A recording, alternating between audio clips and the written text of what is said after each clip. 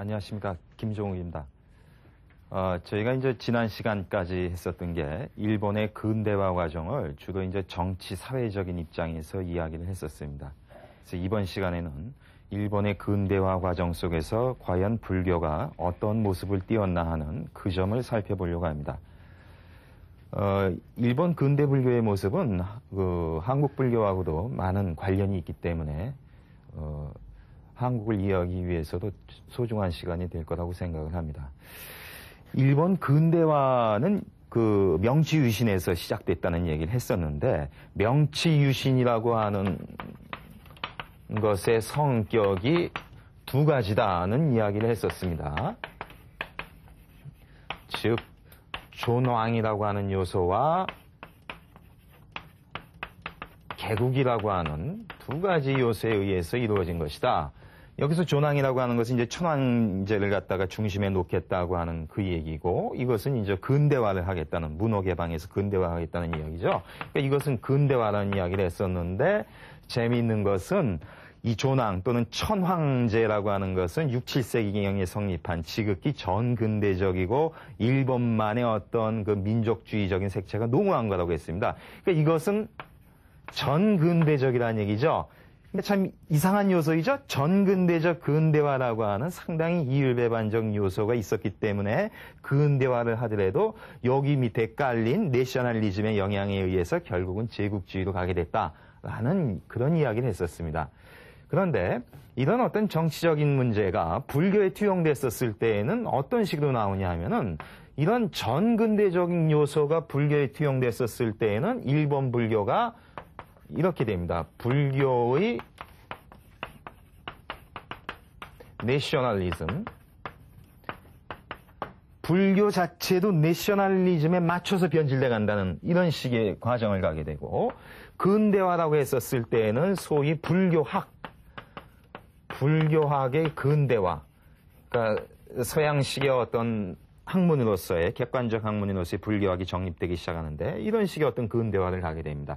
그러니까 상당히 여기서도 불교 내부에서도 이질적인 요소가 혼재한다는 걸 알 수 있는데, 이번 시간에는 이 두 가지의 과정을 갖다가 이야기할 것입니다.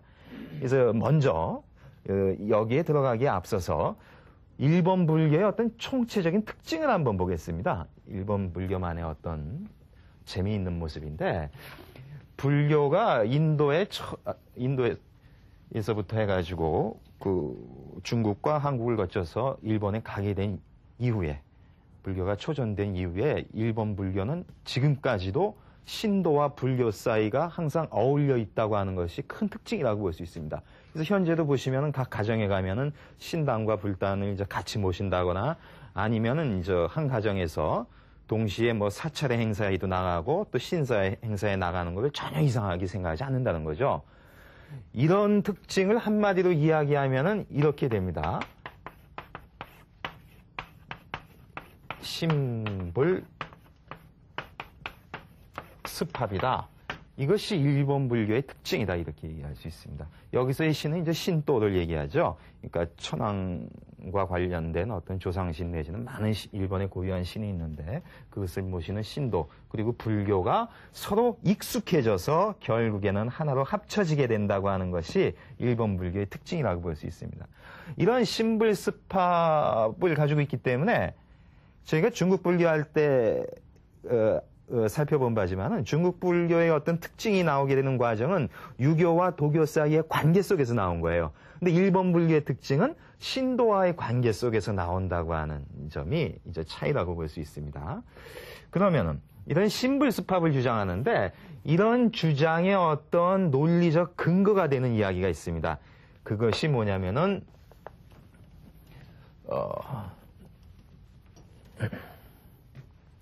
그것이 바로 본지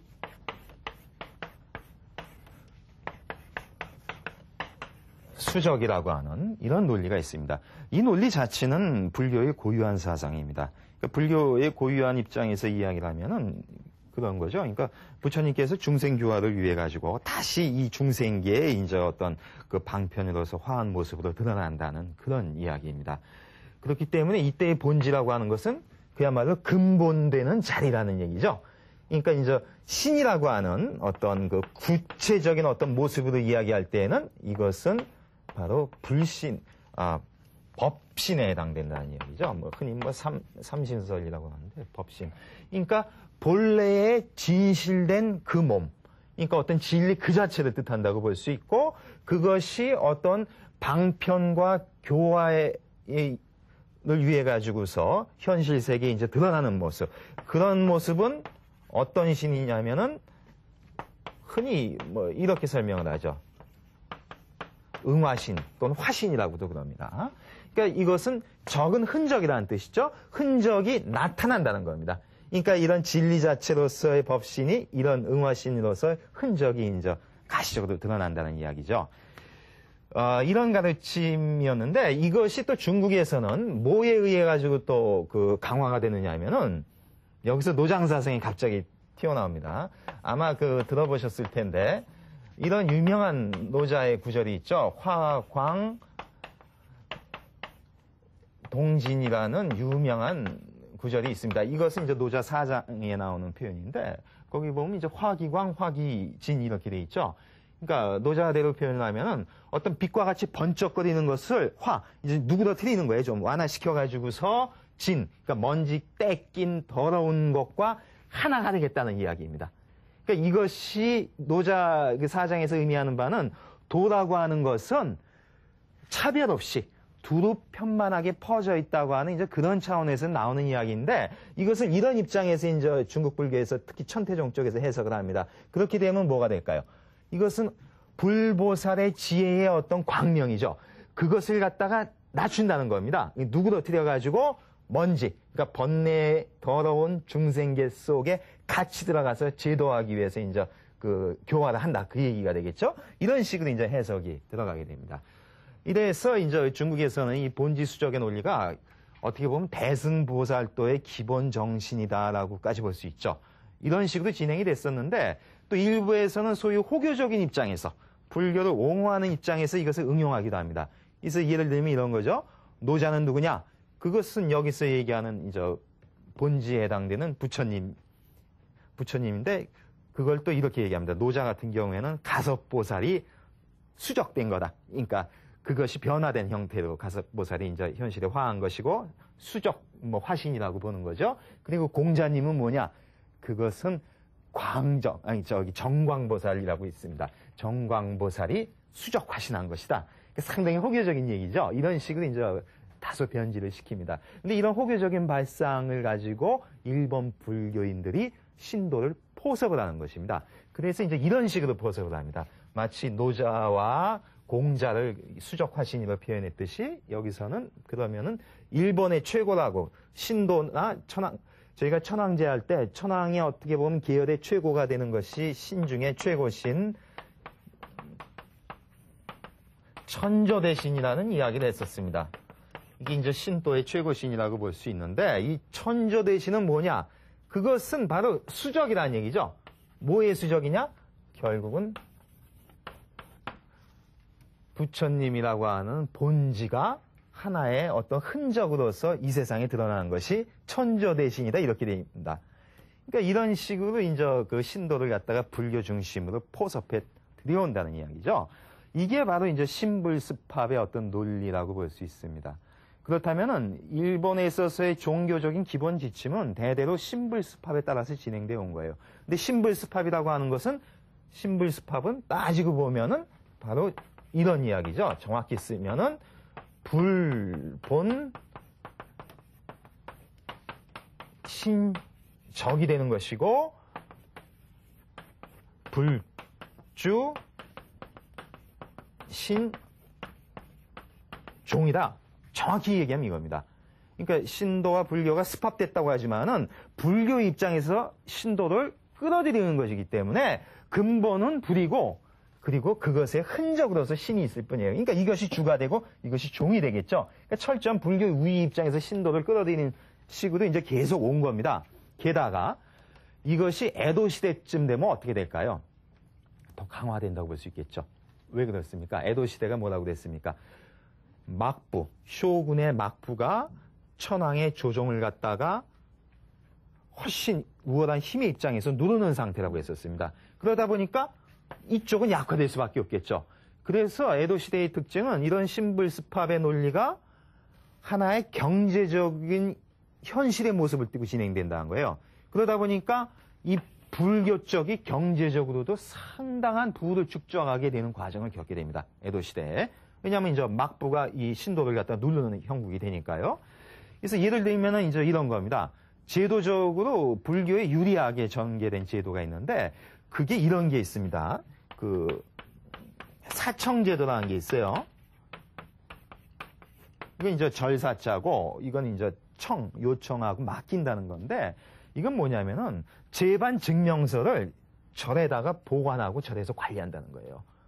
그러니까 어떻게 보면 주민 통제의 수단을 절에서 관리한다는 이야기죠. 근데 처음에는 그러면 왜 불교의 사찰로 가느냐 하면은 에도 시대 그 초기에 천주교를 갖다가 이제 그 쇄국을 하면서 탄압했다고 그랬죠. 그러니까 저 백성이 천주교 신자가 아니라는 것을 증명하는 증명서를 사찰에 보관한다는 얘기입니다. 그래서 그 이후에는 어떤 뭐 결혼을 한다거나 누가 사망했다고 하는 그 증명서들이 다 사찰에 보관되게 되죠. 그러니까 사실 실권이 있을 수밖에 없습니다. 게다가 장례 문화라고 하는 것도 철저하게 불교식으로 하게끔 이렇게 권장이 되고 그리고 여기서 나오는 어떤 부를 통해 가지고 대부업, 그러니까 심하게 표현하면 고리대금업이라고 볼 수 있죠. 이런 장사를 하게 됩니다. 그러니까 부가 축적이 되겠죠. 근데 부유해진다는 얘기는 반대로 이야기하면 그만큼 썩는다고도 볼 수 있습니다. 그래서 많이 부패하고 썩었죠. 그러니까 원성이 자자할 거 아닙니까? 그래서 학자들 사이에 도대체 불교가 왜 저렇게 타락했느냐? 그것은 신불 습합됐기 때문에 망했다는 얘기예요. 그렇다면은 일본이 제대로 가려면은 신불이 분리돼야 된다는 이야기를 하기 시작을 합니다. 그것을 주장하는 것이 그 학자들에게서 먼저 나오게 되는 건데 그 학문이 바로 이제 국학이나 수호학, 저희가 이거 언제 했었습니다. 미토가쿠라고 하는 수호학인데 그것의 특징은 어떤 유학을 하더라도 일본 고유의 신도를 살리는 입장에서 하는 유학이라고 했었습니다. 근데 이런 입장에서 이제 종래의 신불 습합 때문에 부패돼 있었으니까 이제부터는 신불을 갖다가 분리해야만 된다는 이런 주장을 펴기 시작을 합니다. 학문적으로. 근데 이런 학문적 주장은 이미 그 전에 요시다 신도라는 게 있어요. 요시다라고 하는 사람이 주장한 신도라고 해서 일본에서 이것은 이제 상당히 유명한데 이 신도의 특징은 신도라고 하는 것을 학문적, 이론적으로 정립했다는 거예요. 이 요시다라는 사람이. 근데 그 사람의 주장은 이겁니다. 신도라고 하는 것은 이 세상 만물의 근원이 되는 그런 종교라는 거예요. 그러다 보니까 어떻게 될까요? 당연히 종래처럼 불이 위에 서는 게 아니라는 거죠. 이게 근원이니까 이게 본체가 되는 것이고 거기서 나오는 흔적이 부처에 불과하다 이렇게 주장을 합니다. 그러니까 정반대로 되겠죠? 그러니까 이런 요시다 신도에서 주장하는 것은 아까 이야기했던 것과 정반대가 됩니다. 어떻게 되겠까요? 그것은 이렇게 되겠죠. 신본 불적 이렇게 되겠죠. 그리고 그것은 다시 얘기하면은 신주 불종이다 이렇게 볼 수 있습니다. 그러니까 철저한 신도 입장에서 이제 불교를 그 밑에 깐다는 이야기입니다. 이런 요시다 신도가 이미 이제 에도 시대 전에 훨씬 전에 이제 성립이 됐었습니다. 그런데 이 요시다 신도가 됐건 아니면 이 신불 분리를 주장했던 유학 쪽에서의 뭐 어떤 국학이나 수호학이 됐건 뭐가 됐든지 간에 에도 막부 체제에서는 현실적 힘을 발휘하지 못합니다. 왜 그럴까요? 막부는 이미 정치적으로 천황제를 누르는 상태에서 유지가 되는 체제이기 때문에 이런 신도 우위의 주장을 용납하기 힘들겠죠. 그러니까 어떤 이론은 나왔지만은 그게 현실 속에서 적용되지는 않았었습니다. 그러다가 이러한 주장, 바로 이러한 전체적인 주장이 현실의 모습 속에서 드러나기 시작을 합니다. 그것은 언제일까요? 당연히 에도 막부가 망해야 되겠죠. 그러니까 명치유신이 나옴으로 해서 이게 현실화되기 시작한다는 겁니다. 왜 그럴까요? 명치유신이라는 게 바로 존왕을 주장하는 거라고 했지 않습니까? 천황제를 중심에 놓고서 어떤 개국을 하겠다는 논리이기 때문에 천황제를 중심에 간다는 이야기는 결국 신도가 중심에 간다는 국수적인 논리를 깔 수밖에 없습니다. 그러니까 신도를 강화하기 위해서도 신부를 분리시켜야 되겠죠. 그래서 정책적으로 그것을 펴기 시작합니다. 명치유신이 나온 게 1868년 1월 3일 날에 있었습니다. 그런데 신불 분리에 관한 어떤 포고 내용이 1년에 몇 개에 걸친 어떤 포고 내용이 나오게 됩니다. 이 신불 분리를 주장하는 포고 내용이 나오게 되는데 그게 처음 나오는 게 1868년 3월 아마 13일인가 그래요. 보세요. 2달 차이밖에 안 나죠. 이때가 어느 때냐면요. 명치유신이 그 선포를 했지만은 막부에서는 용납을 하지 않았잖아요. 그래가지고 막부 군대하고 이쪽 조슈번, 사스바번의 연합군들, 그러니까 천황을 옹립하는 군대하고 계속 내란 상태가 6개월간 지속된다는 이야기를 제가 했었습니다. 그러면 지금 한참 내란 상태에 있는 상황이잖아요. 근데 그때의 한 첫 조치가 바로 이거예요. 신불분리에 관한 포고령을 냈다는 이야기입니다. 여기서 할 수 있는 건 뭘까요? 결국 명치유신의 본질이라고 하는 것은 천황제 내지는 신도 우위를 가겠다고 하는 것이 그 밑에 얼마나 강조점이 있냐는 것을 여기서 확인할 수 있다는 것이죠. 그러니까 두 달이 바로 지나자마자 그거부터 이야기를 하는 것입니다. 그런데 이처럼 이제 정부에서 메이지 정부에서 신불 분리를 주장을 하지만은 이 포고령의 내용이라고 하는 것 먼저 목적부터 보면요. 이 포고령의 목적은 그야말로 신불 분리입니다. 그러니까 다시 이야기하면은 신도라고 하는 것을 어떤 국교화시키기 위해서 왜냐하면 그래야지만 천황제 중심국가가 튼튼하게 될 거 아닙니까? 그래서 신도를 국교화시키기 위해서 신불 분리를 해야 되겠다. 다시 이야기하면은 신도 속에 남아있는 불본 신적, 불주 신종의 그러한 요소들을 갖다가 다 때를 갖다가 벗겨내고서 신도를 중심에 놔야 되겠다는 그런 목적에서 한 것이지 불교 자체를 갖다 씨를 말리자는 얘기가 아니죠. 그럼 불가능하죠. 이미 천여 년 이상 일본에서 온 것이기 때문에. 그러니까 여기서 주의하셔야 될 거는 이런 주장을 피는 것이 불교 자체를 공격하겠다는 이야기는 아니에요. 그러니까 신도 속에 있는 습합적 요소를 제거하겠다는 것뿐이죠. 그래서 그것을 확인할 수 있는 게 내용상으로도 보시면 말이에요. 내용이 뭐냐면 별거 아니에요. 어떻게 보면은 종래의 신도의 신사의 명칭 중에서 불교적으로 된 게 있어요. 그러니까 그런 것은 바꾸라는 거예요, 명칭을. 그리고 종래의 장례 문화가 불교식으로 돼 있다고 했는데 그것은 이제 신도식으로 하라고 이제 권장을 하는 겁니다. 그리고 조금 이제 강화시킨 논리가 조치가 뭐냐면은 사찰들, 한 수십 개, 수백 개 단위의 사찰들을 한번 통폐합을 하라. 이런 거 정도였었죠. 그러니까 이것은 불교를 믿지 말라는 얘기가 아니지 않습니까? 그런데 막상 이런 포고령이 이제 발표가 되고 나니까 신도 측의 입장에서 어떻게 생각을 할까요? 드디어 때는 왔다는 것이죠. 수백 년 동안 불교에 눌려왔었던 신도인들의 어떤 불만 내지는 원한이 일시에 폭발이 됩니다. 그래서 전국 각지에서 불교의 사찰을 공격, 방화하고 불상을 파괴하고 경전을 불태우는 일이 벌어지게 됩니다. 이거는 사실 정부의 의도가 아니었었죠. 하지만 정부 입장에서도 그것을 어떻게 통제하기 힘든 상황으로 갔었습니다. 그래서 이렇게 이제 불교를 파괴하는 일련의 소동을 갖다가 소위 이렇게 표현을 합니다. 폐불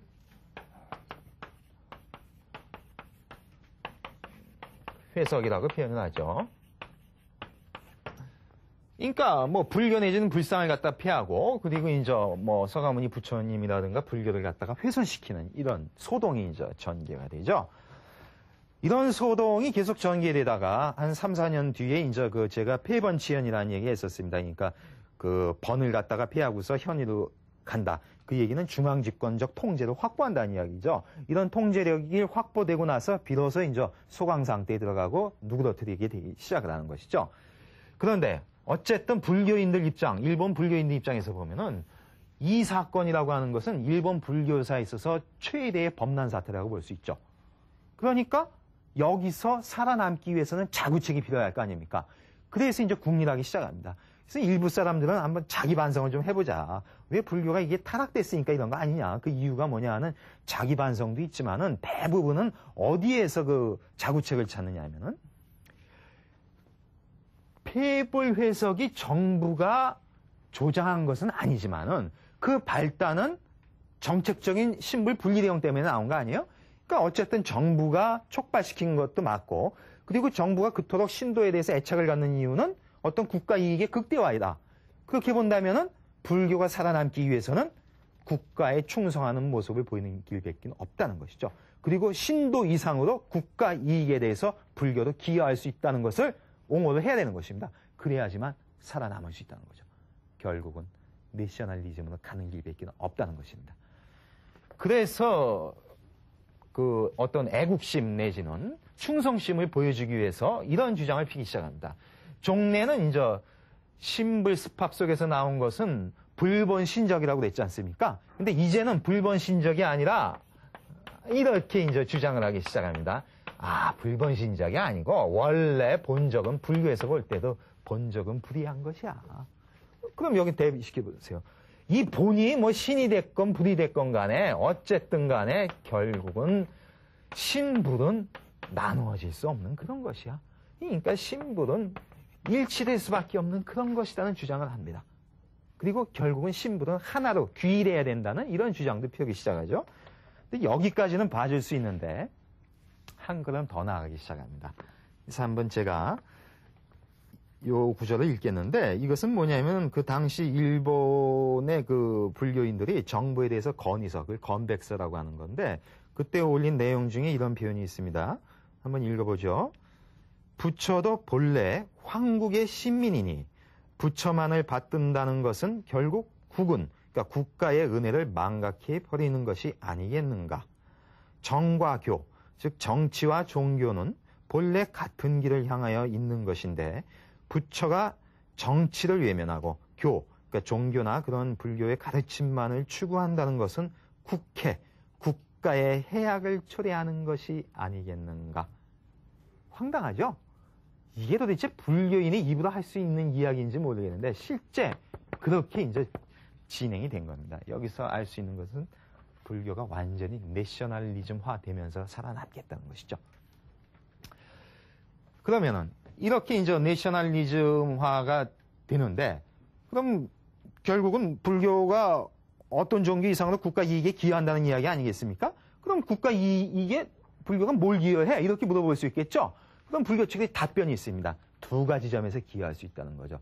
첫째가 바로 기독교를 비판하는 데 있어서 불교가 앞장설 수 있다는 그런 논리입니다. 그 논리가 바로 한자식으로 표현하면 이렇게 표현이 됩니다.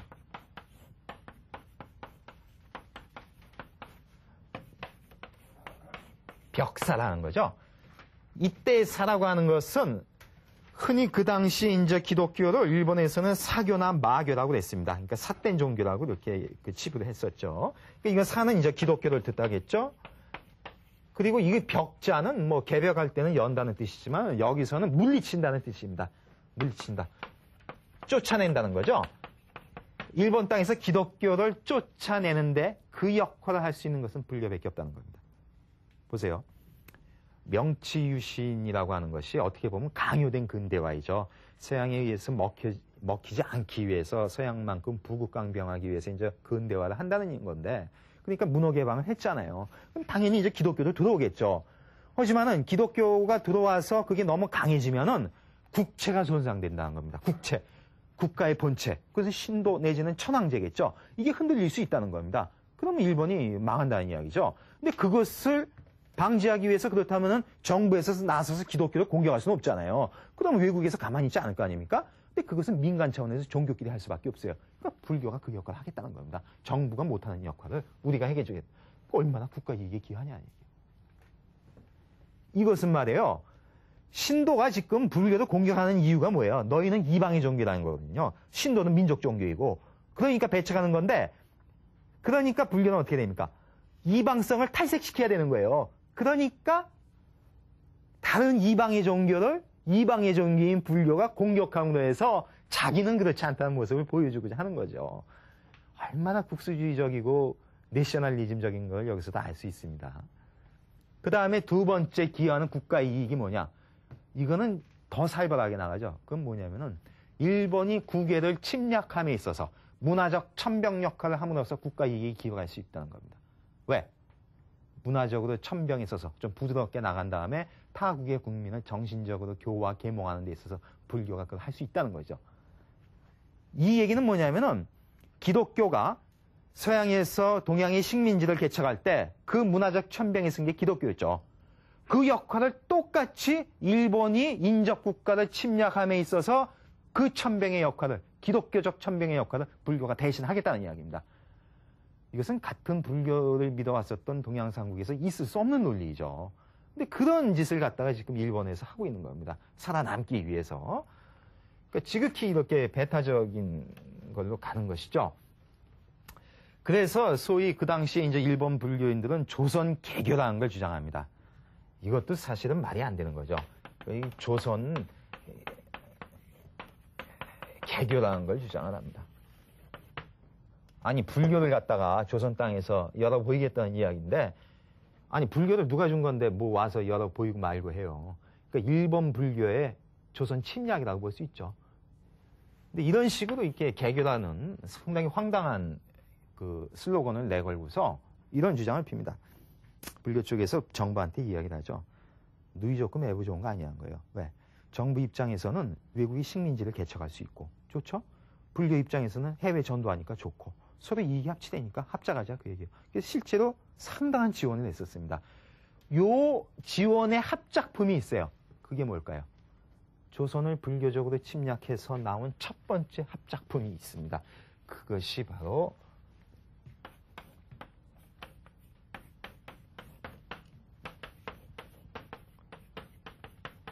입성해금이라는 거죠. 입성해금. 입성해금은 뭐냐면은 그 조선이라고 하는 것이 정책이 숭유억불이잖아요. 유교를 갖다가 존숭하고 불교를 갖다가 이제 억제함으로 해서 자기의 어떤 정당성을 확보하는 그런 거였었습니다. 그러다 보니까 이제 불교가 상당히 그 열악한 상태에 빠지게 됐는데 그것이 상징적인 것이 바로 이거죠. 스님네들은 도성, 그러니까 한양이 되겠죠? 거기에 들어오면 안 된다는 겁니다. 그래서 법적으로 그걸 규정했어요. 그래서 수시로 순찰을 돌면서 승려를 갖다가 색출합니다. 만약에 걸리면 어떻게 될까요? 법조문에 나와 있습니다. 장 100, 곤장 100대 친다는 거예요. 그리고선 쫓아내는 거죠. 이게 있을 수 없는 거죠. 이건 요새 시기로 얘기하면 인권 침해라고 볼 수 있습니다. 뭐 종교를 뭘 믿든지 간에. 들어왔다는 이유 때문에 100대를 패가지고 쫓아낸다는 그 이야기예요. 근데 그것에 대해서 불만을 갖다가 조선 승려가 이야기할 수가 없죠. 예? 조선 정부 하에서는. 근데 그것을 일본인이 그것을 해주겠다 그 얘기입니다. 그 조치를 풀어주겠다는 거예요. 그렇게 풀어주면 어떻게 될까요? 조선 승려가 얼마나 고맙게 생각하겠어요? 그러면은 조선을 일본 불교화시키는데 상당히 유리할 것이다라고 판단을 합니다. 그래서 그것을 일본의 일련종이 나서가지고서 일본의 어떤 공사관과 합작을 해서 건백서를 조선 조정에다가 올립니다. 그러니까 며칠 만에 해제가 떨어지죠. 이미 친일파가 장악했다는 이야기예요. 왜? 어쨌든 간에 270여 년 동안 지속돼 왔었던 도성 출입 금지조차가 며칠 만에 그냥 풀어지는 거예요. 그만큼 일본세가 강했다고 볼 수 있죠. 근데 어쨌든 이게 입성해금, 그러니까 그 도성의 승려는 들어오지 말라라고 금지했던 것이 해제가 된 것이죠. 근데 이 해제를 누가 시켰냐는 거예요. 일본 일련종이 시켜준 거 아닙니까? 그러니까 그 혜택을 받은 조선 승려들은 정말 감사의 염이 정말 절절했었습니다. 그래서 어떤 스님네들은 편지를 갖다 씁니다. 너무 고맙다고 쓰는데 그 정도는 약과죠. 드디어 친일불교가 이 사건에서부터 나오기 시작합니다. 어떤 모습을 띠냐면은 몇 가지 모습이 있는데 어떤 스님네들은 아예 일본으로 가서 기회를 받습니다. 일본으로 가서 일본 사찰에서. 그리고 그 당시 조선에 있었던 대표적 사찰 중에 몇 가지는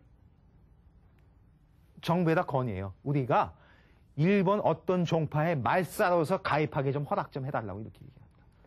치욕이죠.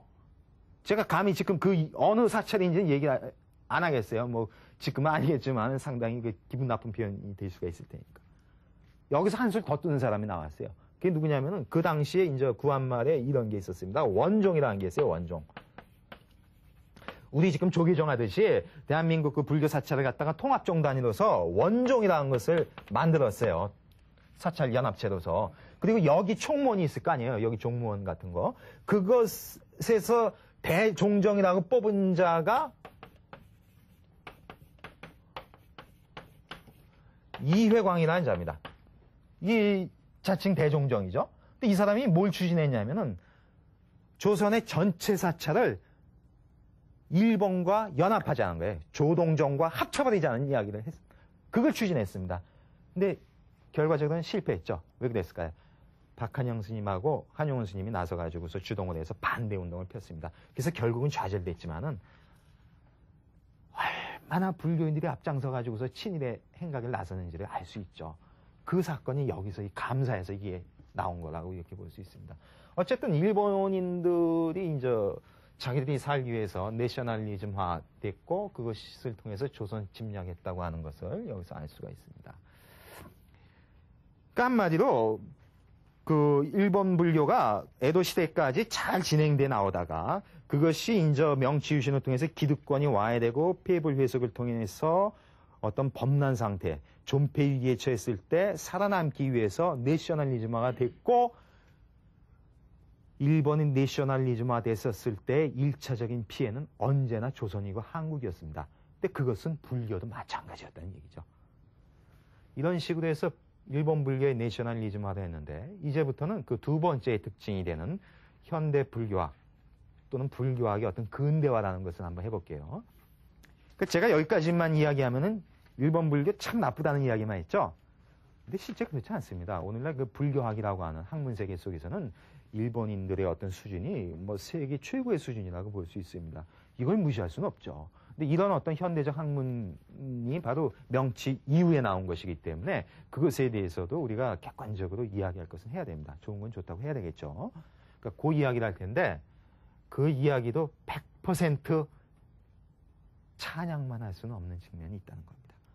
여기서도 무섭게도 내셔널리즘이 밑에 깔려 있다는 것이죠.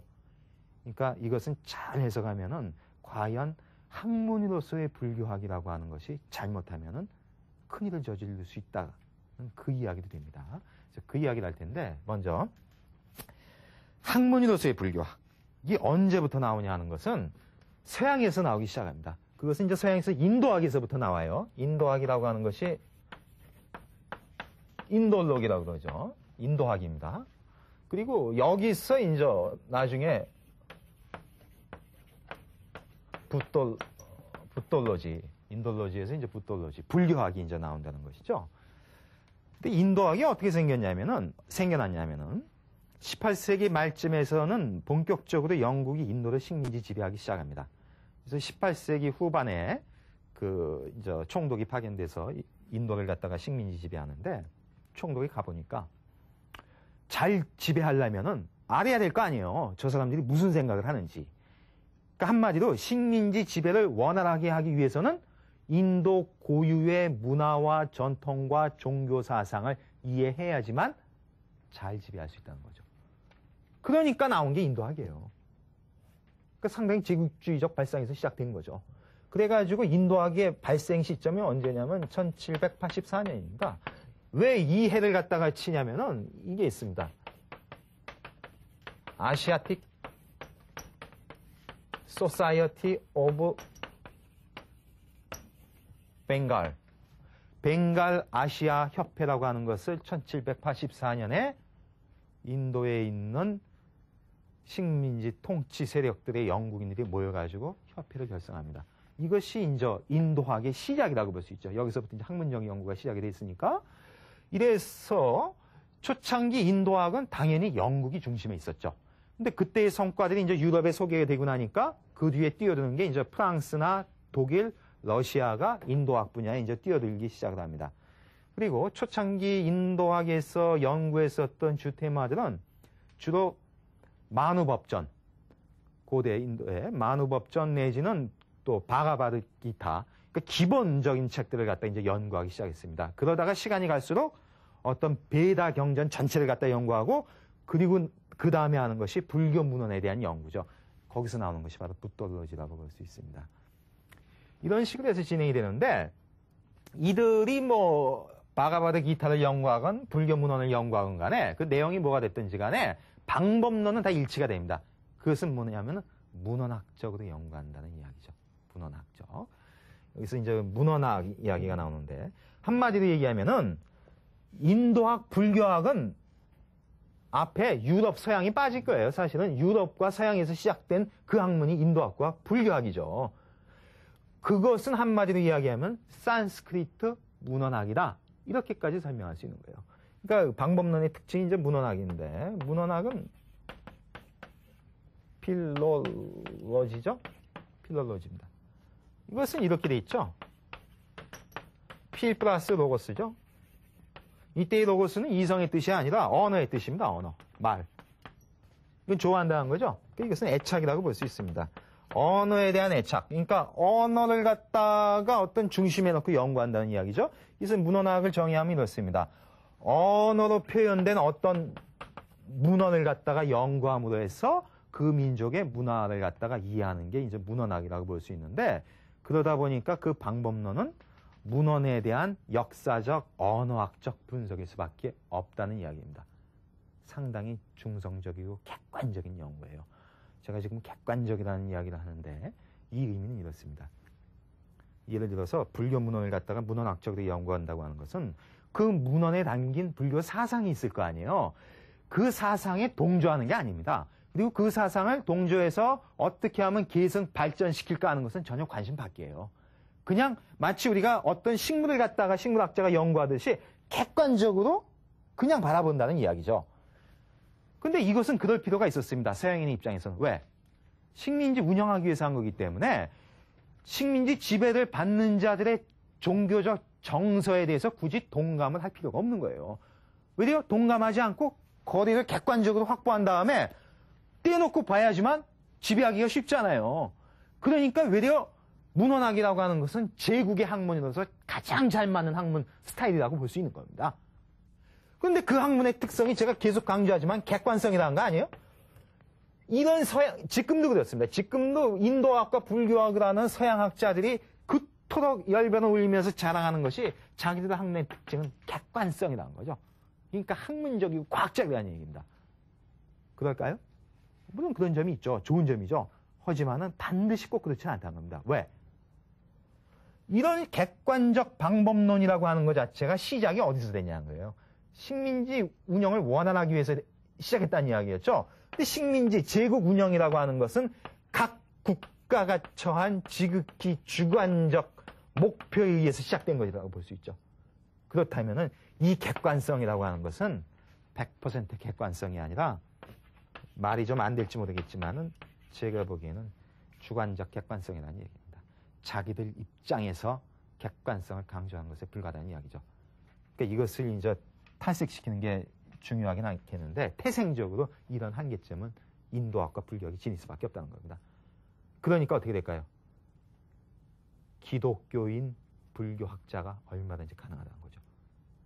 동양의 정서에 있어서는 불교학이 됐건 불학이 됐건 어떤 학문 체계가 됐건 그건 같이 하는 거죠. 이론과 실천을 같이 하는 것이고 내가 그것에 어떻게 기여할 것인가 그리고 내가 그것을 통해서 어떻게 나를 갖다 수행할 것인가가 목적으로 하는 것이지 서양은 지금 그게 아니잖아요. 제국의 학문이었기 때문에 객관적으로 띈다는 얘기죠. 그러니까 얼마든지 기독교를 하더라도 중성적 객관적 학문이면서 불교학을 할 수 있다는 얘기입니다. 실제로 서양에서 이 불교학 인도화하는 것에 1급 학자들 보면 신부님들이 많아요. 그리고 서양에서는 그럴 수 있죠. 근데 좀 이상한 거는 대한민국에서도 그런 학자들이 많이 있다는 겁니다.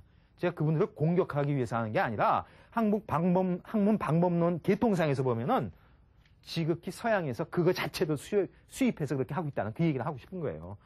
제가 뭐 그분들 나름대로의 업적이 있는데 그것을 공격하는 게 있다는 얘기가 아니죠. 그러니까 적어도 계통은 알자 그 얘기입니다. 제가 여기서 뭐 불교에 대해서 지극히 호교적인 입장에서 얘기하는 것 같지만은 소위 객관적이라고 하는 것에 깔려 있는 주관적 어떤 그 목표도 우리가 충분히 인지해야 된다는 얘기죠.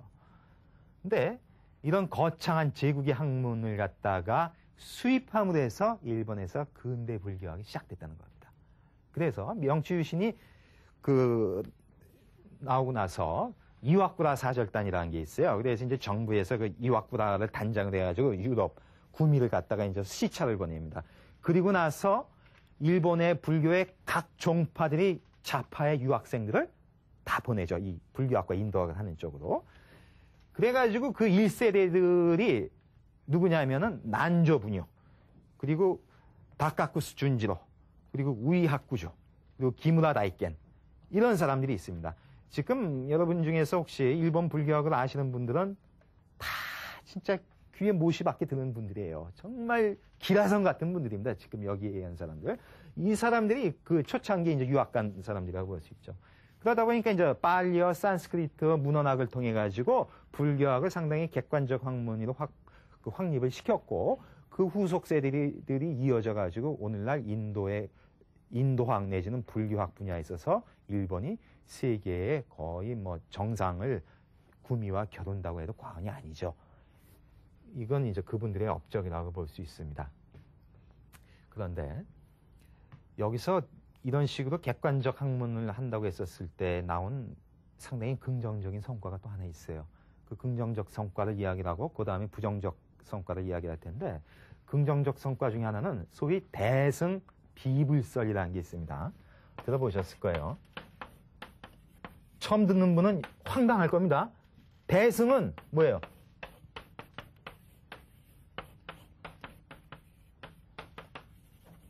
부처님 가르침이 아니라는 얘기죠. 대승은 뭐예요? 불교가 아니죠. 말 그대로 하면은 우리 지금 다 대승불교 아니에요. 불교도 아니라는 얘기 아닙니까? 얼마나 충격이 컸겠어요, 그 당시에. 근데 이게 문헌학을 통해서 주장하는 겁니다. 뭐냐면은 대승경전이 많잖아요. 그 대승경전이라고 하는 것은 부처님이 직설이 아니라 부처님 돌아가신 500년 뒤쯤에서 순차적으로 편집돼서 나온 것이다, 그 얘기예요. 그러니까 엄밀한 의미에서는 부처의 직설이 아니라는 이야기죠. 그러니까 상당히 그 당시 이제 충격이었는데, 그 충격의 이유가 종래대로 하면은 대승경전이라고 하는 것은 몽땅 다 부처님의 직설이라고 인정했었어요. 그리고 나서 그 다음에 하는 작업이 뭘까요? 교상판석을 하는 겁니다. 그 다음 작업이 소위 교상판석이라고 하는 것을 이제 하는데, 이게 뭐냐면은 부처님의 가르침의 양태, 모습을 갖다가 시기별로 또는 내용의 깊고 얕음에 따라서 판단해서 해석, 분류한다는 이야기입니다. 이게 중국 불교에서부터 이제 나오는 교상판석인데, 뭐 교상판석이 됐건 뭐가 됐든지 간에 그것의 전제는 뭘까요? 적어도 대승경전은 모두 다 부처님의 직설이라고 하는 것을 전제하고 시작하는 거죠. 근데 이거는 그 전제 자체를 공격하는 거 아니에요. 문헌학적 방법론에 의해서. 근데 맞죠, 그게. 맞습니다. 만약에 여러분들 중에서도 아직까지도 대승경전이 부처님 당시대의 직설이라고 생각하시면 큰 착각이죠. 그건 아닙니다. BC 1세기 또는 AD 1세기를 전후해가지고 인도 북부지방에서 편집된 게 많습니다. 그렇죠. 근데 그러면 그건 불교가 아니냐? 그건 아니라는 거죠. 그래서 이것을 이제 마무리를 어떻게 짓느냐 하면은, 문헌학적, 역사적으로 보면 분명히 부처님의 직설은 아니지만은, 붓다의 기본 정신을 가장 잘 반영한 것이다, 그 얘기예요. 그러니까 외려 비불설이기 때문에 부처의 정설일 수도 있다는 이야기가 되는 겁니다. 이건 상당히 긍정적 효과예요. 그러니까 막무가내로 다 부처님 말씀이라는 게 아니라 차라리 부처님 말씀이 아니기 때문에 그 정신을 시대에 맞게 새로 구현했으니까 대승이야말로 진짜다, 이 얘기를 하는 거예요. 그러니까 이렇다면은 상당히 그 문헌학적 객관적 방법론이라고 하는 게 기여하는 바가 크죠. 왜? 불교 사상을 이해할 때 사상사의 흐름 속에서 넣고 보여야지만 그 어떤 의미를 제대로 살려낼 수 있다는 거니까. 그러니까 그것은 긍정적 성과라고 볼 수 있죠.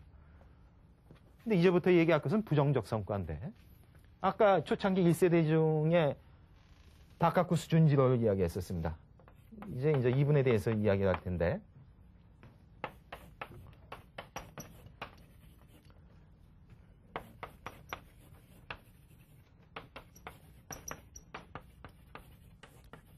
다카쿠스 준지로입니다. 이분은 아까 이야기한 네 분 있지만은 그 중에서도 실질적 대표자라고 볼 수 있고, 그리고 소위 대정신수대장경을 편집한 분이에요. 엄청난 분이죠. 근데 이분이 그 소위 태평양 전쟁 전후해가지고 뭘 주장하냐면은, 화엄불교는 전체성의 원리를 하는 불교인데, 화엄에서 일찍다라는 주장이 있잖아요. 일찍다 다지길이 있지 않습니까? 그래서 이렇게까지 이 얘기를 합니다. 천황 개인이 바로 국가 전체이고 한 국가가 바로 국민이다. 이런 논리를 펴요. 이건 완전히 국수주의, 전체주의, 제국주의라고도 볼 수 있죠. 이런 식의 주장을 갖다 피는 거예요. 그렇다면은 결국은 다카쿠스 준지로가 상징하고 있는 객관적 학문성이라고 하는 것도 주관성에 의해서, 즉 제국주의적 일본만의 주관성에 의해서 얼마나 왜곡되어 있는지 알 수 있다는 얘기죠. 제가 여기서 하고 싶은 얘기는 자꾸 현대 불교학이 객관성을 강조하지만은 태생적으로 거기에는 주관적 목표가 항상 개입된다는 것이고, 그것을 이 사람이 온몸으로 다 보여줬다, 그 얘기입니다. 그렇다면은 그토록 자랑스러운 객관적 학문성을 강조하려면은 결국에는 태생적으로 가지고 있는 주관적 목표는 제거시켜야지만 학문적 기여할 수 있다는 거예요.